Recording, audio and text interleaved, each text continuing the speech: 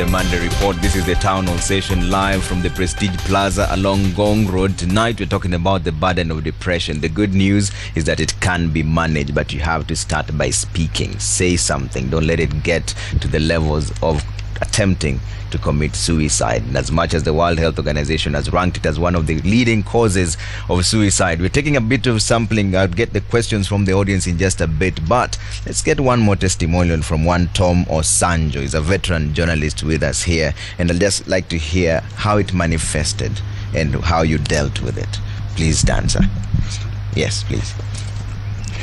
Okay. I think like Eddie said, there are many factors, but one thing I realized was that I was not interested in work anymore, though I love my work very much. But there's this lethargy, a lot of sadness, and also self-medication. As Eddie said, for me, it was alcohol, as you said, until I reached a point I realized I have a problem, which that's the point when you make a decision to look for help. Fortunately, my employer was very supportive. I went to a rehab, I read it, and I came out, and now I'm helping others. And also, just let me mention this briefly. We came together as a group of journalists. Like the Major mentioned, there's a lot of reporting which is not very good on mental health. As she said, it like glorifies or makes ridicules the victims. I wouldn't even use the word victims, but survivors.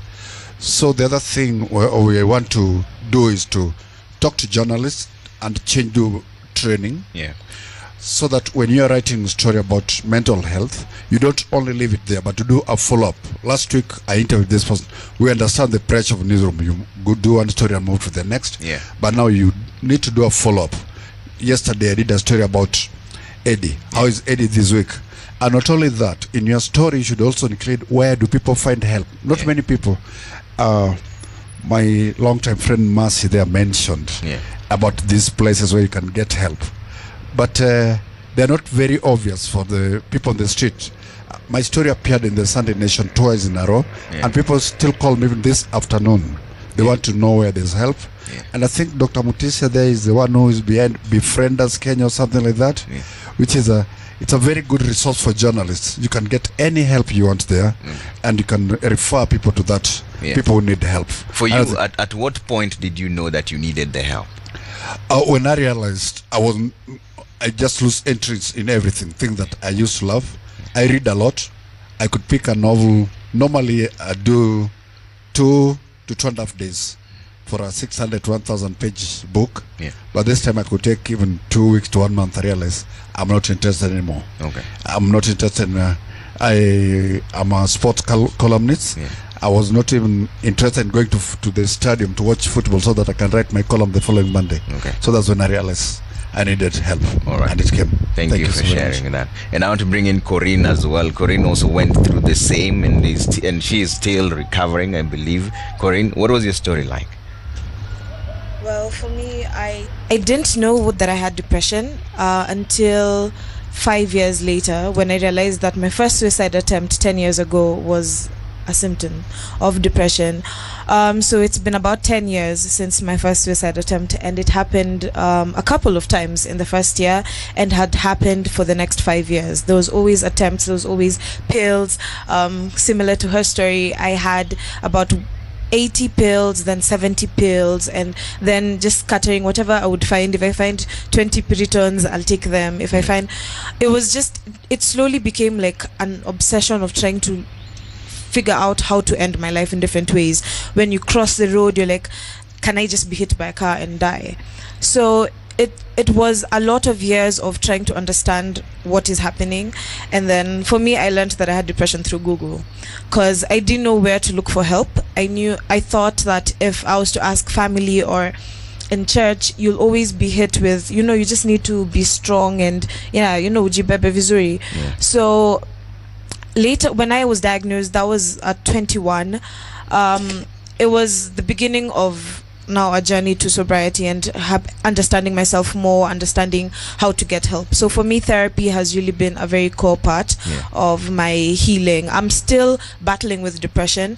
There are moments where you can go 6 months without having any issues, but after that you can have another bombshell of about 8 months in depression, with good days and bad days. So that's been the journey so far, and it's been a daily coping mechanism. Like for me, it's an everyday decision, waking up. If when something comes up, or when I'm feeling like I'm going towards the edge, I do even online therapy.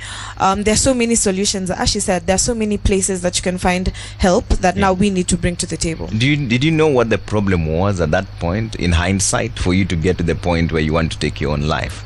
Did you know what was pushing you to do that? I think there was a lot of issues of identity. There was not one specific issue that I can say that is the reason I got into depression, or that's the reason I want to take my life. With every suicide attempt, there wasn't necessarily an instant or a thing that happened at that moment, but it's an accumulation of a lot of things that have happened from the past into the present, because some things that happened, or trauma that happened in the past, can easily come in, and you remember it 5 years later, and that thing will keep on haunting you in different scenarios or instances. All right, thank you so much. And Dr. Mutisia and Major, I'd like to hear from you.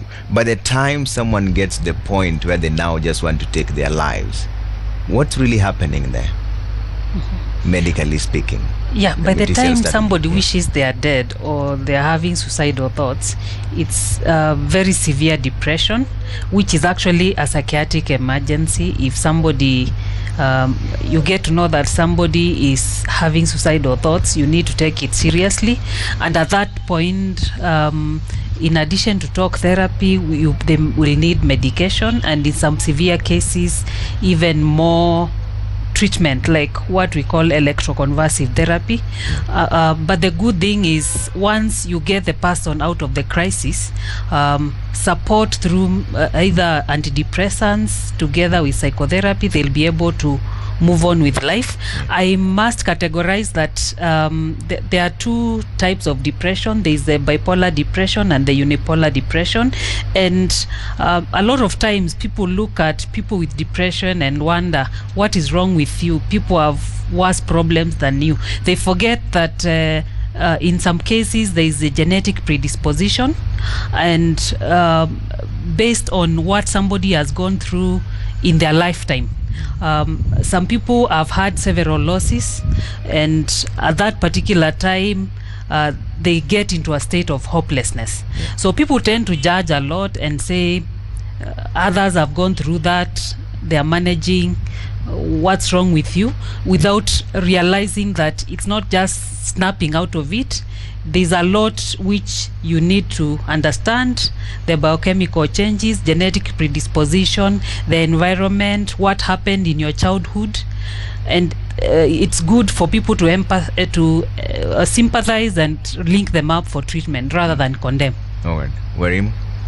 Well, I think to the question, how does somebody get to the point where suicide is the option?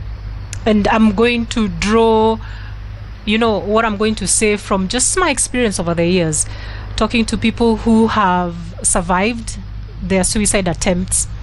And one of the things that became very clear to me at a very early stage is that people who attempt suicide consider taking their own lives as a solution. It is this thing that is going to make my pain go away. And we need to understand that that decision is not a rational decision, because this person at that particular point does not have the ability of seeing a solution outside of them just killing the pain completely. The lack of hope, the lack of even love for themselves, therefore just that sense of I am not even worth the effort. Nobody cares. Nobody will miss me. I add no value. As a matter of fact, if I am out of the equation, it will be even better for the world. And all this can happen without anyone noticing. Yes. So if you don't bring it up, then how do we solve it? Let me tell you, the thing that we should be very careful about. Yeah. Not even that person who is voicing it. These people who are walking around with, high functioning depression. They are constantly busy. They are constantly working. They are constantly drinking. They are constantly hanging out. They never have a minute for themselves. And that time when they have a minute for themselves, it's just, this is me, this is not me, this just needs to end. And then people are like, but this person was always so happy, this person always used to work, this person used to manage people, what happened? So high functioning neurotics, high functioning depressed people, we really need to look out for them. When people don't have the self-awareness to be able to actually find out for themselves that, oh dear,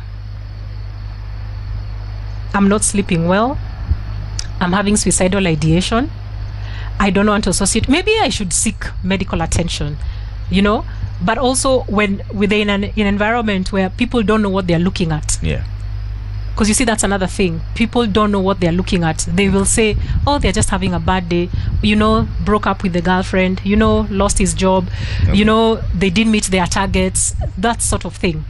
But when somebody has had a drastic change from the way you know them, when somebody has changed even either in their body weight, whether they've lost it or they've gained it, whether this person has even changed in their self-care. Because if most people who are depressed, they don't care to shower, they don't care to shave, they don't care to even wash their own bodies. Somebody will not come out of the house, like she was talking about. They're isolating themselves. But again, other people are also partying. You're like, wow, this is a bit overboard. A lot of self-medication, say in the drinking, the use of drugs, food, sex, shopping. That is also something that should be a pointer. And of course, another thing comes, so what if you know somebody who might be depressed? What do you do? The last thing you want to be able to do is approach this person and say to them, by the way, you're depressed. Can you go see a psychiatrist or a psychologist or something? We have to find the empathy inside of ourselves to approach people with love, to show them that our concern for them is actually something that is of concern to an extent that we want the best for them, and we shall even accompany them to go get a review. All right. And we shall just stop dismissing the whole idea of mental illness as get over it. All right. Questions? First one here. Yes. Well, start with your name. I'm Moses Chalu. My question goes to the psychiatrist.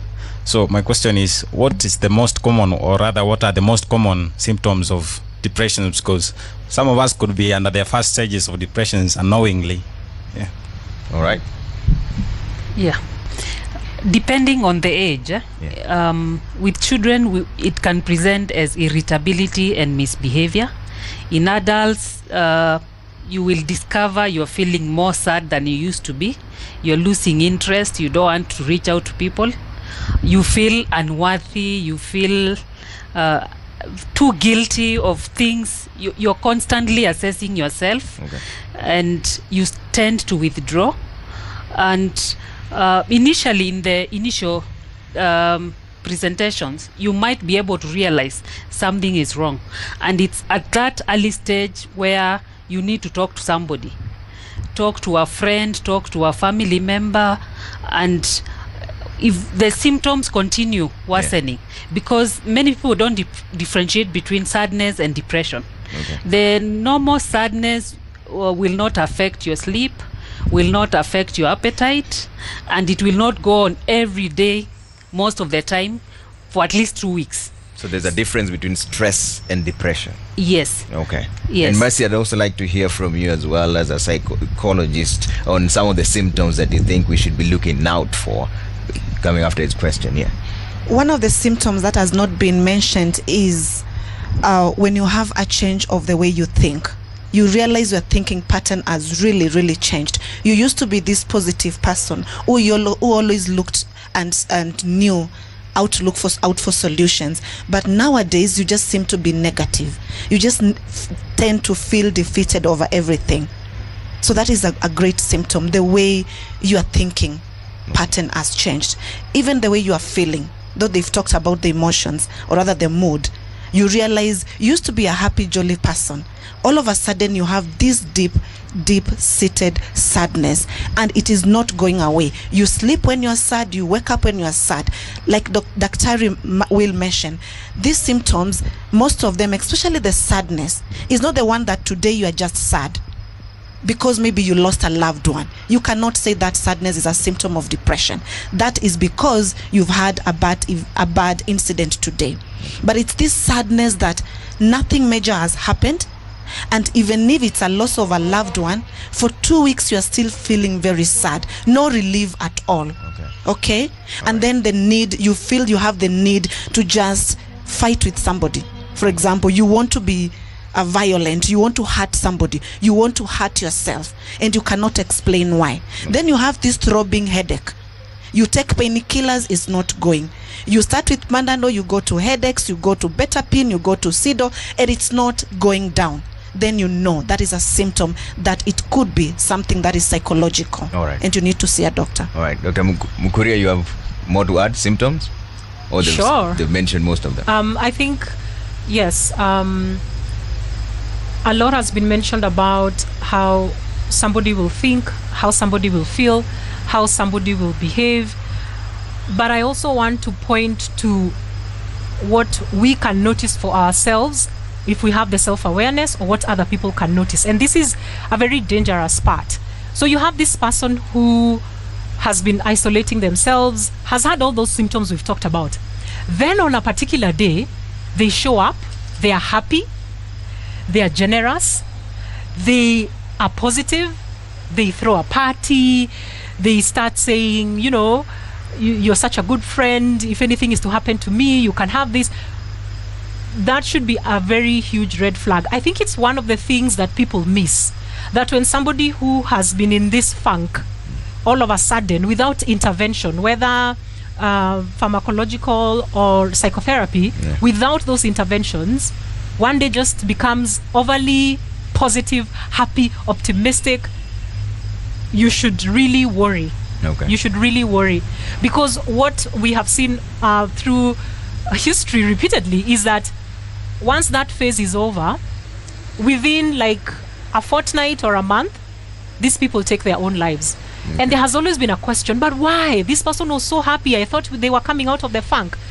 But what I came to understand is that people become that elated because they make the decision to take their own lives, and finally they feel relief. I don't know if that speaks to anybody here. I can see you nodding. Maybe you can say something about that. But that's a huge red flag that people who are self-aware should be really concerned about, and the people watching should be really concerned about. Eddie, unless you want to jump in, I'll take another question. All right. In regards to symptoms? Yes. What you saw personally dealing with it? Well, I can only speak from my experience. And one lesson that I think because I look at my rising from whatever dark hole I was in as a collection of lessons which have now better equipped me to be able to deal with what I'm dealing with now. Rising does not mean that I've stopped having stress, that I've stopped being sad. I'm just now better equipped to deal with whatever I'm going through right now. It's unfortunate that when you're in that space, again, the societal narrative is that you are not equipped to deal with some certain things that you're going through life. One of the symptoms for me that I realized, but I did not know it was a symptom then, is that having worked in the media for such a long time, I was exposed. I was fortunate to be in a space that I knew about depression. I knew about people taking their own lives. I knew about it. But when it came for my turn to deal with that scenario, I think I was lucky enough to deal with some of my symptoms in a particular way. Like, for example, I used to make sure I don't put myself in isolation. I deliberately tried as much as possible. So I'd force myself into situations where I would be with people. But that was just dealing with part of the problem. But one of the symptoms for me was because I found myself locking myself up in the room, switching off my phone or putting it on airplane mode so that nobody calls me. I mean, I was in debt. I was constantly worried. What am I going to do about my problems? And I kept on realizing the more I lock myself up, the more I might do something drastic to myself. But when those moments happened, that's when I kept on thinking about, I need to end this. So I deliberately took the effort to force myself out into a place where there are people. After seeing that or experiencing that symptom, that this is what I'm going through at this particular time, and it helped a bit.